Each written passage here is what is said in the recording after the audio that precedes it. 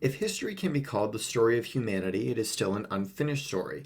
And the fact that it is unfinished can lead us to create interesting framings and emphases on how this story unfolds. Stories that can tell us a lot about who we are, what our ultimate hopes and aspirations are, and how to use the past to interpret the present, even to map out the future. In our current age, it seems as if the narrative rug has been pulled out from under us, as if we knew exactly where we were headed as a species when recent events have completely shattered that vision. In the chaotic vacuum that has awakened us from our formerly smug self-satisfaction about the end of history, several narratives about the meaning of history have emerged. I think examining these narratives of history can help us to better understand what the various political factions in our current age think about the world, and it is the point of this subseries to examine them.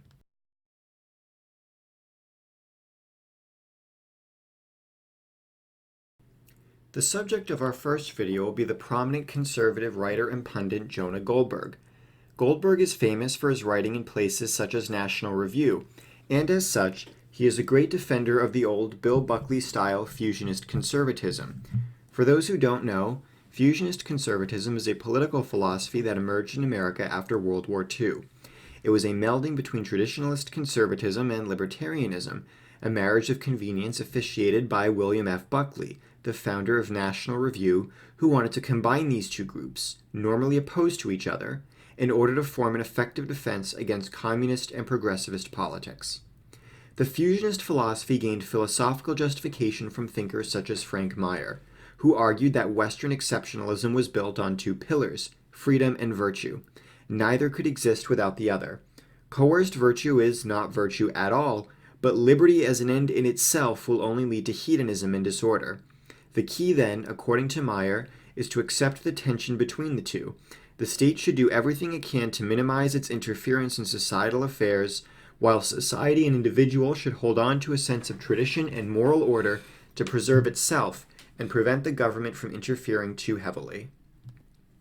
While this philosophy was not without its detractors, such as Russell Kirk and Ayn Rand, fusionism quickly became the dominant form of conservatism in post-war America, and it is this form of conservatism that Goldberg seeks to defend against both the identity politics left and the populist right in his book Suicide of the West.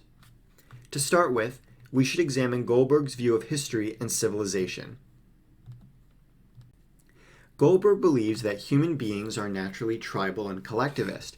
He points to the fact that almost all civilizations throughout history, from ancient Egypt to medieval Christendom to the modern totalitarian states of the Soviet Union or Nazi Germany, created states where the flourishing of the individual was crushed to accommodate the collective good of the state.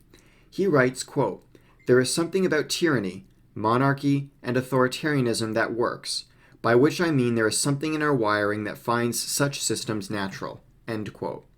However, starting in 17th century England, an unexplained change occurred that Goldberg simply calls the miracle. Goldberg doesn't get into how or why this miracle occurred, as he thinks the reasons for it are ultimately too complex.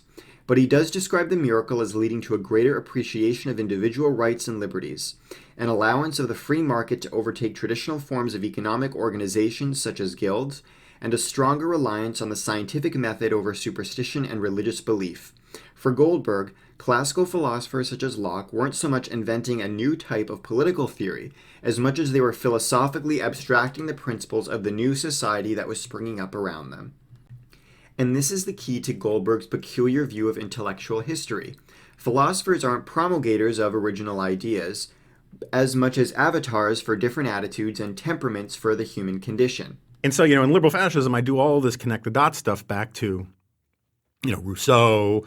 And, I've actually grown to have grudging admiration for a lot of Rousseau's writing. It was actually, some of that stuff was just truly brilliant. Horrible person, but some really brilliant observations. And I think he was right about a bunch of things. And he was also profoundly evilly wrong about a bunch of things. But I more and more come to the view that people use ideas as rationalizations for positions they're already heading towards. There's a motivated reasoning in a lot of it. And there's a reason why the Jacobins revived Rousseau is because his ideas gave them a prop to hold up and say, see, this Bible tells us it's okay for us to round people up and murder them, right? I have this theory about bad books, or really influential bad books, right? The Greening of America. Have you ever read The Greening of America? No, but I've read the Wikipedia page. Yeah, that's so all I you basically need. had A terrible book, right? Or Edward Bellamy's Looking Backward. Or you can go. I have actually read parts of that. Yeah. And yes. And they're bad books, but they for people they're totems. There's like, here's my Thurman Arnold provided this rationale for the New Deal that gave New Deal intellectuals free rein to do whatever the hell they wanted. And I think that there's a lot more of that to intellectual history than people realize. Is that these books are produced because of attitudes that already exist. They don't create the attitudes. They may harden them and they may streamline them. I mean, it's sort of like all the things that Trump is doing were in the water. Locke isn't the founder of classical liberalism as much as the avatar for the tendency in humans that wants to be individualistic. And the modern avatar for that age-old tendency for collectivism and tribalism is none other than everyone's favorite French hippie, Jean-Jacques Rousseau. Now, I think most people who watch this will know enough about Rousseau, but just as a refresher, Jean-Jacques Rousseau was an 18th century Swiss philosopher who is seen by many as the founder of progressivism. He was perhaps the first great critic of Lockean classical liberalism, and a lot of this can be seen in works such as The Second Discourse on Inequality and The Social Contract. What is unique about Goldberg's interpretation of Rousseau is that he sees Rousseau not as some progressive trying to lurch humanity to some new utopia, but in fact as a reactionary, someone trying to bring humanity back to its former tribal state. In fact, Goldberg goes as far as to say that all of Rousseau's progressive disciples, from Karl Marx to your bargain bin Occupy Wall Street protester, are in fact secret reactionaries, desiring to bring humanity back to its comfortable and stable, if not nearly as prosperous, state of existence. Hate speech laws? Just the modern-day version of blasphemy codes. Deference to a revolutionary vanguard? Just the progressive version of clericalism. He writes, quote, Rousseau is considered by many to be the father of Romanticism, and for a seminar on intellectual history, that is a fine way to describe him. But it is my argument that Romanticism should be understood as a school of rebellion against the unnatural nature of the Enlightenment and all of the Enlightenment's offspring, capitalism, democracy, natural rights, and science. End quote. In another illuminating passage on his argument, Goldberg writes, quote, the categories of left and right tend to mislead us, and so do terms like forward and backward. Every effort to do away with liberal democratic capitalism is reactionary, because they all attempt to restore the unity of purpose that defines the pre-modern or tribal mind. Socialism, nationalism, communism, fascism, and authoritarianisms of every stripe are forms of tribalism. End quote. This view of history bears a lot of similarities with horseshoe theory, which argues that the political continuum exists as a sort of horseshoe, where the far left and the far right are actually have more similarities than differences, and the solution is to find some middle ground in order to approximate the ideal. And I would be wrong in saying that there wasn't some truth in this. Don't both the far left and the far right advocate for banning books? Don't they both have their lists of enemies? Don't they both have their history of concentration camps and genocide? I also think it's inarguable that human beings are tribal by nature, and I think most identity politics, whether on the left or the right, is at the end of the day a return to tribalism. But my sympathies with Goldberg's view of history and with horseshoe theory stop here. I don't think it really makes sense to boil down all politics to a fight between individualism and collectivism. While that is of course an important debate to have in political philosophy, surely there's more to politics than that, isn't there? What about foreign policy debates concerning interventionism and non-interventionism? Doesn't that have to do with more than the primacy of the individual versus the absolute will of the collective? I'm also not sure if you can fit all philosophers easily into this peg of collectivist versus individualist. Where does someone like Friedrich Nietzsche fit in here? I mean, I guess you'd call him an individualist, but he certainly doesn't appreciate the liberal conception of rights and the rule of law the same way Locke does. What about Hobbes? I mean, yeah, I would call him a collectivist at the end of the day, but his absolutist model of politics is a lot more libertarian than Rousseau's.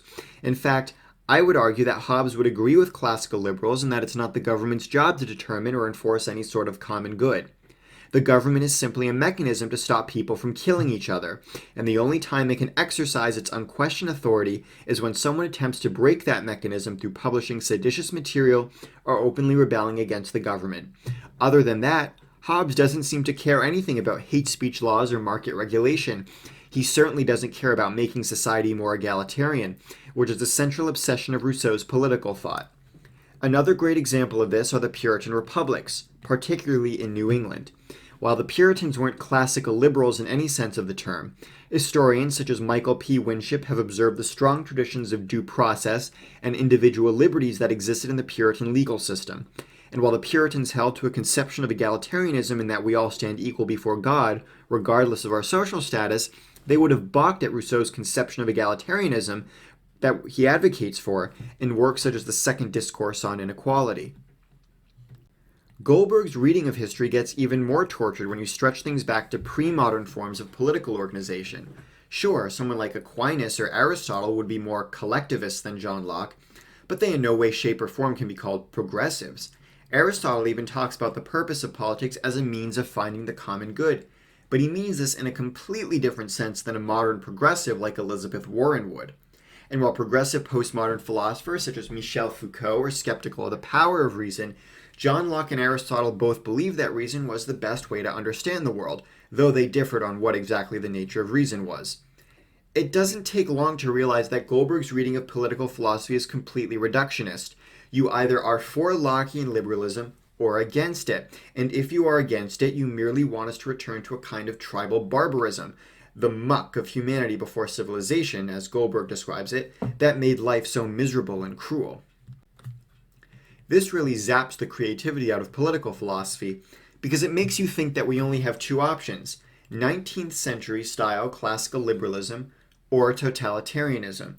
And you can see this mentality with a lot of libertarian style conservatives today as they cast aspersions on the nascent national conservative movement. What? Marco Rubio wants an economy that helps the working class and is ordered towards a common good? Fascist. Sarab Ahmari talks about how politics needs to be about more than the maximization of liberty? What a totalitarian nutjob. Well, you know who else talked about politics as more than the maximization of liberty? John Adams, Alexander Hamilton, and James Wilson. If you're going to call them fascist, it seems like you're just as guilty as many on the far left who throw that word around so much that it loses all meaning. The horseshoe theory does the exact same thing, because its reading of the political spectrum is very provincial. It only takes into account the political ideologies of the mid-20th century and doesn't grapple with ideologies that go outside those parameters. This stifles any sort of thinking outside those parameters. So if you say that we should look to orders outside 19th century John Stuart Mill style liberalism for guidance, you're automatically labeled a totalitarian because the worldview of horseshoe theory just doesn't allow for anything else. Another issue is that Goldberg takes a lot of the tropes and caricatures that Enlightenment liberals and anti-Enlightenment romantics were using in 19th century debates and takes them too seriously. I think he takes romantics too much at their word when they say they want to return to the Middle Ages. While it is true that the Romantic movement loved medieval imagery and often romanticized feudalism and pastoral living, they are romanticizing the caricature of the Middle Ages that Enlightenment philosophers such as Voltaire had created, and not the actual Middle Ages. Sure, there was a lot of pining over medieval castles, chivalric epics, and the humble superstitions and folk wisdom of the peasant. But Romantics didn't seem to get too excited about papal authority, scholastic thinking, or the skepticism medieval people had about the primacy of emotion and experience. And while it is also true that Rousseau is the founder of the Romantic movement, which was self-consciously counter-Enlightenment, it's important to realize that Rousseau's most important disciple, Karl Marx, can't really be called a romantic figure at all. In fact, as much as Marx hated capitalism, he thought feudalism was far worse, and he believed that his observations were scientifically derived, an appeal to Enlightenment rationalism that Rousseau would balk at. Now, to give Goldberg credit here, he's not Steven Pinker. He doesn't completely give short shrift to pre-Enlightenment philosophy and societies. Like Edmund Burke or Alexis de Tocqueville, he grounds the goods of a liberal society in certain pre-liberal goods, such as strong nuclear families, attachment to local communities, and even religious devotion. For example, he argues for the importance of Christianity in separating the religious and secular realms of authority, even if it took us a few centuries for us to get that division right. Goldberg even argues as far as to favorably cite the Austrian political economist Joseph Schumpeter in arguing that capitalism in fact contains the seeds of its own demise by eroding these pre-liberal concepts. But he never goes as far as to say that the government needs to actually get involved with actively protecting these goods such as family life, religious devotion, or local communities. And this is where my issue with Goldberg, and increasingly with fusionism in general, really comes to a head. Fusionism has a certain vision of ordered liberty that I think most traditionalist conservatives like myself agree to. But the difference is in the relationship between those two words. For fusionists, society provides the order and government provides the liberty, and that's really all government can provide. But if you're working under the assumption that society needs this pre-liberal sense of order in order to sustain its liberties, as Goldberg does, but give government no means of preserving or even encouraging this sense of order, then all you have to do is just trust that society will preserve its own virtue. And besides, the fusionists would argue, it's morally wrong and ultimately ineffective to coerce virtue in the first place. Now, maybe this would work if you could just keep societal traditionalism and government liberalism completely separate from each other. But as I've already explained in a previous video, when you make the only acceptable public morality a certain kind of Lockean liberalism that prioritizes the autonomy of the individual, and relegate any other form of morality as an irrational prejudice, government liberalism may inadvertently become more hostile to the traditions necessary to sustain it than you may like. For example, in a brief parenthetical note on page 51 of his book, Goldberg notes that the almost universal human taboo against incest has been weakening. Now, it's interesting because I don't really notice this as much as Goldberg does, but I wonder why he thinks that is. Surely that can't be a return to tribalism, as a lot of traditional tribal societies banned incest. Perhaps it's due to the fact that a philosophy that lionizes individual autonomy and consent has no way of arguing against a behavior that, while of course morally wrong, doesn't violate the principles of individual autonomy and consent. And this is what Goldberg does by neatly dividing all morality into Rousseau and Locke. By calling everything that isn't Lockean Rousseauian, he just assumes that those un-Lockean philosophies have the same problems as Rousseau, thus casting them outside the pale of acceptable political opinion. And this is a shame, because the best way to preserve some of the liberties Goldberg so rightly cherishes may be by looking to philosophies outside of a Lockean framework. For example, can the importance of strong nuclear families be preserved if we base our political organization not on the autonomous individual, as Locke did, but on the family unit, as Aristotle argued? What if we tempered religious freedom with the belief that religious devotion is necessary for a stable society, and that public worship should be publicly acknowledged, like many of the founders did? But all these are questions that we can never ask, because Goldberg's horseshoe theory of history won't allow it. It can be just as rigidly dogmatic and opposed to other political arrangements as some of the tribal politics that Goldberg criticizes. This explains why when conservatives begin to wander away from the fusionist view of conservatism, as Amari or Rubio have been doing, fusionist conservatives only see a dangerous form of collectivism instead of sincere attempts to deal with America's cultural breakdown. I think what we need to do is break out of this constraining view of history, understand politics more as simply of the fight of individualism against collectivism, and cautiously, but seriously, look to other political arrangements throughout history for new sparks of inspiration, even if they fall outside of a comfortable Lockean system. By doing this, we can begin to find new ways to deal with the problems around us.